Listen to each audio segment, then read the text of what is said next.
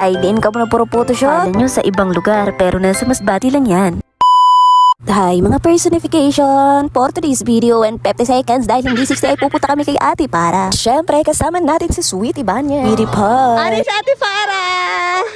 Siyempre, magaganda-gandahan muna kami at may-makeupan ko si Sweet. Ito nga yung dating pinagkakakitaan ko, ang pag-makeup. Pero tinigil ko na. Pero gusto ko na rin iba. Mag-makeup tayo pag kumpleto na talaga yung gamit natin. At ipipiim nyo lang ako kung gusto nyong magpa-makeup sa akin. Here is the final look. Okay, makato kami kay ma-photoshoot kami sugad sa may Encantadia. Dili niya na aram kami lang nakaaram sa may ngaran na banda. Yes! Tara na. Kaupod kasi na. Sweetie Pie and si Ate Farah. Hi mga ate ko. Ako naman, hi mga personification. Hi mga ka-Sweetie Pie. Sweetie Pamotor? Makato kami sa ano, di ba?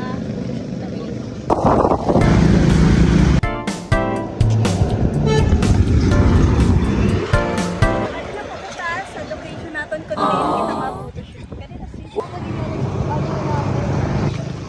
Di niya ni aram no. Aram. O, di ba? Oh. Ganda na, hindi no? Sabi po, Tabi lang po, o di ba? Kaya kung gusto mo mag-photoshoot, didi ka. Walang bayad. pasyalan din ito. Pwede rin maging pasyaran kung walang maka, ano. Ano daw ni Duta, di? Oh my God. I-discover naman ba si Himon ini siya na pasyaran. Pero Para mo may patas ba yaw? Bagan siguro din na gusto. Pinakamaayo didi is butangan lang sa mga ingkudan, tapos mga garden, mga burak, mga sulod na. Ano tayo? Kasi maganda.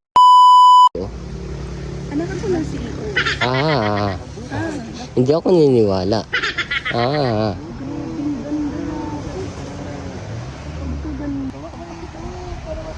Suportahan nyo kami sa maabot na June kay maram pa kami sa Gaysano.